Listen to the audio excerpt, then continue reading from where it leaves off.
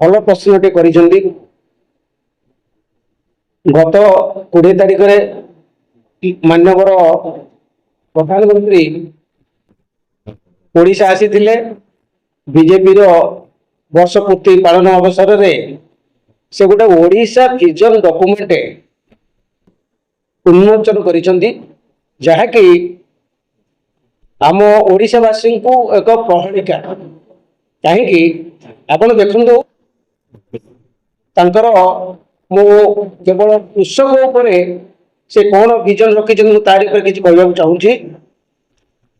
ଆମର ଓଡ଼ିଶାରେ 2015-16ରେ କୃଷକମାନଙ୍କର ମୁଣ୍ଡ ପିଛା ଆୟ ଥିଲା 7,731 ଟଙ୍କା, କିନ୍ତୁ ସେଇ 7,731 ଟଙ୍କା 2017-18 ବେଳକୁ 5,112 ଟଙ୍କା ହେଇଯାଇଛି। ବଡ଼ ଦୁଃଖର ବିଷୟ ଯେ ଯେଉଁ ପ୍ରଧାନମନ୍ତ୍ରୀ 2014ରେ ଭାରତର ଶାସନ ଭାର ଗ୍ରହଣ କଲେ, ସେତେବେଳେ ସେ ଡିକ୍ଲେୟାର କରିଥିଲେ ଯେ କୃଷକମାନଙ୍କର ଆୟ ଦ୍ୱିଗୁଣିତ କରିବେ। କିନ୍ତୁ ଦ୍ୱିଗୁଣିତ ହେବ କ'ଣ? ଦିନକୁ ଦିନ ତାଙ୍କ ଆୟ କମି କମି ଯାଉଛି। ଆପଣ ଏଇ ଡାଟାରୁ ସ୍ପଷ୍ଟ ଅନୁମାନ କରିପାରୁଥିବେ।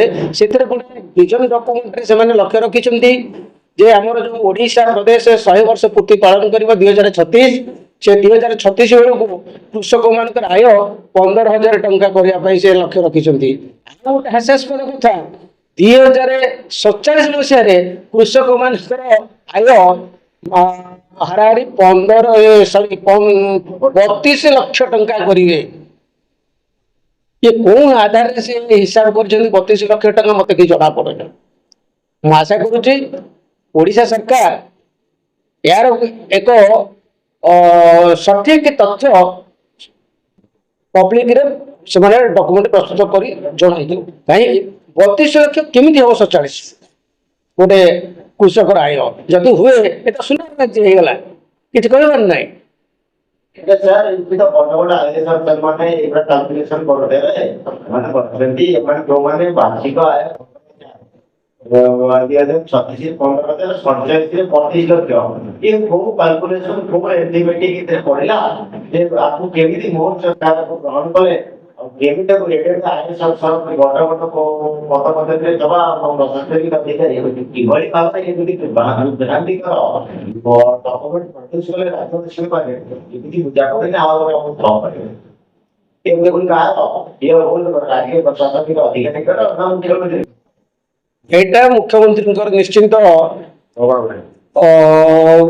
प्रशासन अधिकार उपर दबदबा नहीं से मनमुखी फिगर कर एग्री ଆପଣ କେମିତି କହିବେ ଜଣେ ଆଇଏଏସ୍ ଅଧିକାରୀ ଏଗ୍ରିକଲଚର ଆଇଏଏସ୍ ଅଛନ୍ତି ଅଛନ୍ତି ପାର୍ଟି ଅଛନ୍ତି ଚିଫ୍ ସେକ୍ରେଟାରୀ ଅଛନ୍ତି ବିଭିନ୍ନ ବଡ଼ ବଡ଼ ଆଇଏଏସ୍ ଅଫିସର ଆକୁ ପ୍ରିଜେଣ୍ଟ ଡକ୍ୟୁମେଣ୍ଟ ପ୍ରିପେୟାର କରୁଛନ୍ତି କିନ୍ତୁ ସେମାନଙ୍କ କ୍ୟାଲକୁଲେସନ କେମିତି ଭୁଲ ହେଇଗଲା ବାର୍ଷିକ ପରିବାରିକ ଆୟ 32 ଲକ୍ଷ ଖ୍ରୀଷ୍ଟାନ ଲୋକଙ୍କ ସହିତ ଆପଣଙ୍କୁ ପ୍ରେସ ମିଟରେ ଯେଉଁ ତଥ୍ୟ ଦେଇଛନ୍ତି ଖ୍ରୀଷ୍ଟାନ ଲୋକଙ୍କ ସହିତ ସେ ଭିଜନ ଡକ୍ୟୁମେଣ୍ଟ ରେକ୍ଟିଫାଇ ହେବ ନାହିଁ। देखो जो आईएएस भाई ये डॉक्यूमेंट प्रस्तुत कर 47 मसीह तार निजर दरमा 15 लक्ष कि तार उत्तर से गोटे आईएएस ऑफिसर दरमा 2047 15 लक्ष कि केबे संभव नुहे आज कृषक केमती 15 लक्ष 32 लक्ष भारतीय जनता पार्टी शासन जमत को आशय पूर्व अस्मिता ना करबो ओडिया लोक वोट देले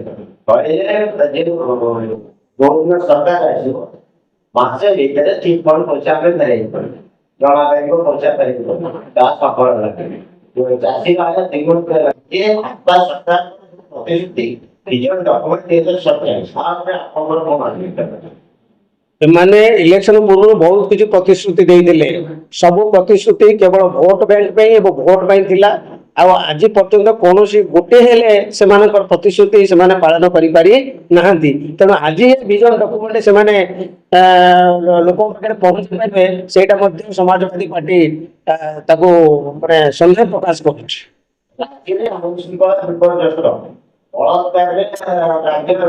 राज्य स्तर में निंदित होगी विश्व दरबार में निंदित होगी और अमेरिका का राष्ट्रपति ट्रंप सेमान को नाटक को आधारित दायित्व करती जुआड़े ओडिशा जीवन है ଆପଣ କଣ କହିବେ ଯେ ବିଗତ ସରକାରରେ ଏମିତି ତ ଆଣିଛନ୍ତି ଆମେ ତେଲୁଗୁ ତ ଆମେ ବାପା ସରକାର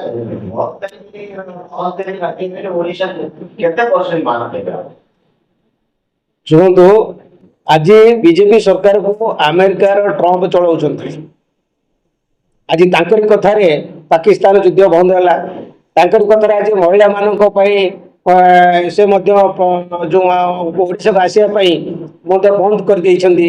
ତେଣୁ ଜିନିଷ ହେଉଛି, ଏବେ ଆପଣ ରିସେଣ୍ଟ ନ୍ୟୁଜରେ ଆପଣ ଶୁଣିଥିବେ, ଆମର ଉପମୁଖ୍ୟମନ୍ତ୍ରୀ ଘୋଷଣା କରିଛନ୍ତି ଯେ ମହିଳା ସୁରକ୍ଷା ପାଇଁ ସେମାନେ ଗୋଟେ କୌଣସି ଗୋଟେ କରିବେ ଲଭର୍ସ ପଏଣ୍ଟ କରିବେ, କାଲି ବେଶ୍ୟା ପଏଣ୍ଟ କରିବେ, କାଲି ମଦ ପଏଣ୍ଟ କରିବେ। ଆରେ ଏଇଟା କଣ ଓଡ଼ିଶାର ବିକଶିତ ଓଡ଼ିଶା ପାଇଁ ଏଗୁଡ଼ା ଯୋଜନା?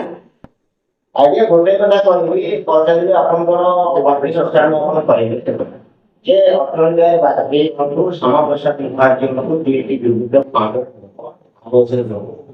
ବିଶ୍ୱ ପରିଷଦ ଯୋଉଟାକୁ ବଡ଼ ଅବଦା ହିନ୍ଦୁତ୍ୱ ଯୋଗୀ ଆଦିତ୍ୟନାଥ କୁହନ୍ତୁ କିମ୍ବା କୁହନ୍ତୁ, ଏମାନେ ହିନ୍ଦୁ ସୁରକ୍ଷା ଧର୍ମ ସୁରକ୍ଷା କରିପାରିବେ। କିନ୍ତୁ ସେଇ ଦଳର ଶାସନ ମୋହନ ମାଝୀ ସରକାର ତାଙ୍କୁ ପ୍ରଭାବ ପଡ଼ିଲା ଓଡ଼ିଶାରେ ଲଭର୍ସ କରିବା ଆଉ ଓଡ଼ିଶାର ଜଗନ୍ନାଥ ସଂସ୍କୃତି ଉଚିତ କରିବା ପାଇଁ ଯୋଉ ପ୍ରୟାସ କରିଥିଲେ, ଏଇଟା ଉଚିତ କି? କେବେ ତ ଏଇଟା ଉଚିତ କେହି କହିବେନି, 5 ବର୍ଷ ଛୁଆ ବି କହିବନି ଉଚିତ ବୋଲି। ତେଣୁ ପ୍ରଶ୍ନ ଉଠୁଛି, ଏ ମୋହନ ସରକାର, ଏ ଡବଲ ଇଞ୍ଜିନ ସରକାର ବିକଶିତ ନାମରେ ଓଡ଼ିଶାକୁ ବିନାଶ କରିବାକୁ ଯାଉଛନ୍ତି। ଏହାର ଆପଣ ଆଜି କଣ କହିବେ ଯୋଉ ଆପଣ ବିଜୟ ଡକ୍ୟୁମେଣ୍ଟ ଭାରତୀୟ ଜନତା ପାର୍ଟି ପ୍ରଧାନମନ୍ତ୍ରୀଙ୍କ ଉପସ୍ଥିତିରେ ଜନତା ମଧ୍ୟରେ ଯୋଉ ଓଡ଼ିଶା ବିକଶିତ ଭାରତ ବଢିଆ ସେମାନେ ଡକ୍ୟୁମେଣ୍ଟ ତାପରେ ସମାଜବାଦୀ ପାର୍ଟିର କଣ ଆଗକୁ? ମୁଁ Pratap Kishore Barik, general secretary, Samajwadi party Odisha ପ୍ରଦେଶ।